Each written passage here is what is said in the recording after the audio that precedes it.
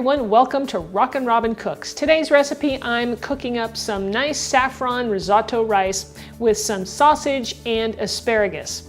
This delicious recipe is creamy and just has a ton of great flavor. So I'm Rockin' Robin and I'm going to show you how to do it right after this.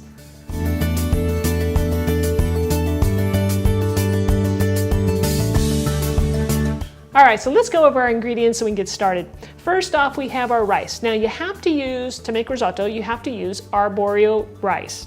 Now the difference is this kind of rice we're gonna cook, it takes a lot of stirring, lots of, well, not really muscle, but just a lot of stirring as it cooks, unlike other rices where you just put the lid on and you let it go. All right, next we need some asparagus. I'm gonna trim this up and cut it up into bite-sized pieces. Sausage, we're going to need some sausage. You can use any sausage you like. I happen to like Aidells sausage as it's just a little bit healthier. We'll need some finely diced onion, some white wine. Now here I have some porcini mushrooms and these are dried. You can see here that they're very dried and we're going to rehydrate them with some hot water. Next up we need our saffron. Now check out this nice cute little box here, guys. Adorable little treasure trove. This spice happens to be probably one of the most expensive spices you could buy, and we're just going to use a pinch, and it is very aromatic. And it's used, you know, saffron is one of those things that give this dish in particular its yellow color. Companies use it for coloring agent and seasoning. All right, so next up we need some chicken broth, olive oil, and a little bit of salt. I'm going to start off here by prepping up my sausage and asparagus. So for the sausage, since they're already cooked, all I have to do is slice these into little coins. And you're going to want to slice them, you know, between 1/8 of an inch and 1/4 of an inch thick.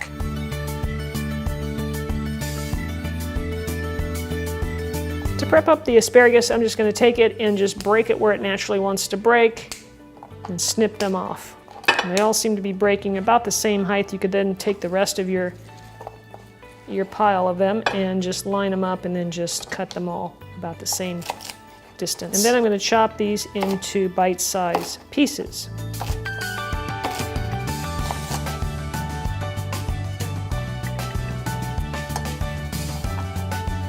Now we're going to work on the mushrooms and the saffron. So for the mushrooms, I'm just going to add some hot water to the mushrooms so that they will rehydrate. So just cover them up, and this will also help clean them if they have any sand or, you know, anything in them. So we'll just let that set. You want that to set for at least 10 minutes, but 20 is probably better, until they're soft enough, nice and soft, so we can then chop them up. Now on to the saffron. I'm going to open up my little treasure box here.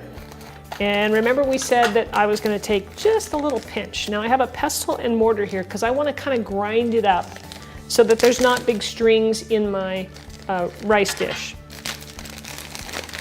So we'll take our nice little pinch of saffron and place it in our pestle and mortar, then we'll grind it up, and once it's ground up, then we're going to place it into our wine, which I heated up in the microwave for just a little bit. We want it nice and warm. It will help to release the nice color of the saffron and the aromatics in it as well. And we'll let that sit about the same amount of time as the mushrooms. Now saffron is a little bit on the bitter side, so you'd rather use a little less than too much, because then it could ruin your dish. So keep that in mind. The mushrooms have softened up. They've been soaking for about 20 minutes, so now I'm going to rinse them in a colander and then we'll chop them up.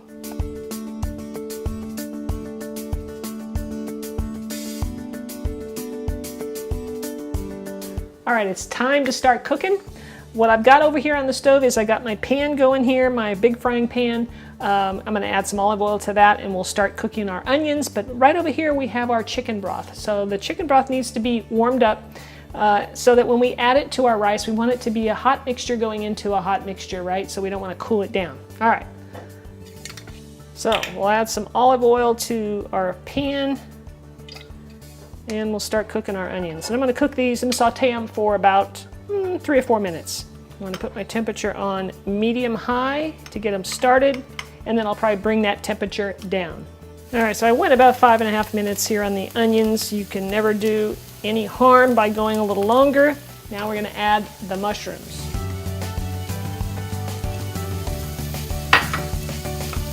And we'll saute this for about 3 minutes.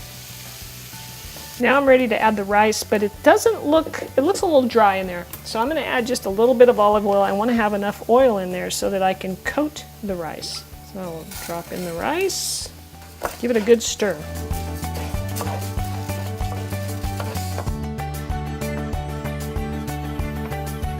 Now we're not really trying to brown the rice here, we're just trying to, to coat it up. Just do this for about a minute. Now I'm going to start adding the chicken broth. So I'm going to add a nice spoonful of that, say about a half a cup or so, to the pan.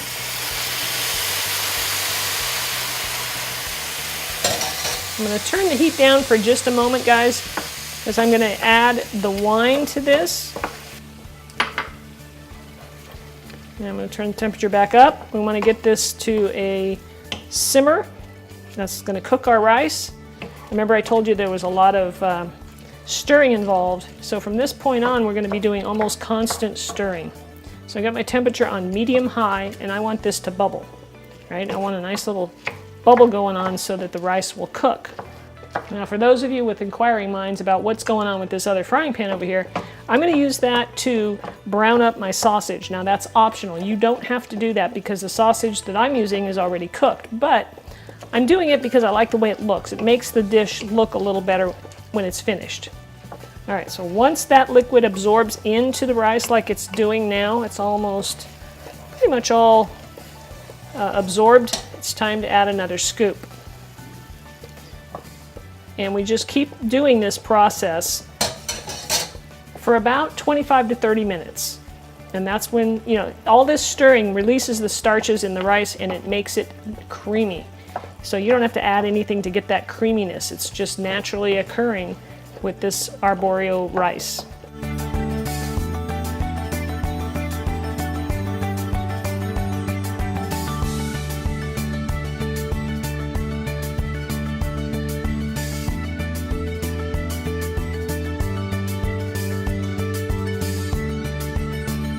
So the rice has been cooking about 10 minutes, and I'm going to go ahead and start browning up my sausage so that it can be done and be ready to add to this when it's time.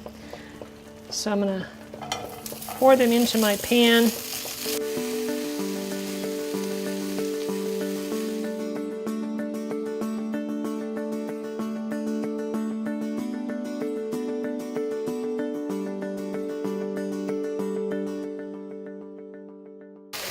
So we're at about 21 minutes here on the risotto, and I'm going to taste it and see if we need to add, how done it is actually. We'll start with that. I would say that needs maybe one more minute. I'm going to add just a little bit more salt to it. Probably 1.25 teaspoons total was about the right amount. Look at how nice and creamy this is, guys. It is wonderful. All right, now I'm going to add the sausage to this.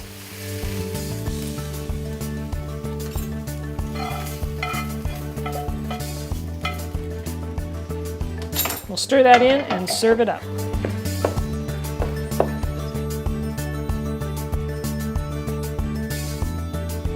All right, ladies and gentlemen, dinner is served. This feeds quite a few, as you can see. It's quite a bit, and it is delicious. Look at this. Whoopsie, I keep spilling. Doggone it. All right. Can't wait to try it. I'm starving.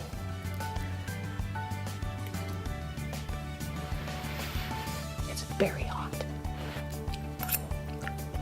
Delicious, guys. A great meal. This is a favorite in my house. Last time I made it, it just was devoured in, the whole pan was just gone within minutes, it seemed like. So try the recipe. Let me know what you think. I have a question for you. I am thinking of making this recipe using cauliflower rice instead of the arborio rice, just to make it low carb and a little bit healthier. So if you're interested in seeing that video and you want me to make it, let me know in the comments below. And if I get enough people, then I might just go ahead and do it. So anyway, thanks so much for watching, everybody. If you haven't subscribed yet, of course, click the button that says subscribe and you'll be notified every week when I put out a new video. So leave me a comment, let me know what you think, and we'll see you next time. Thanks for watching and have a great day.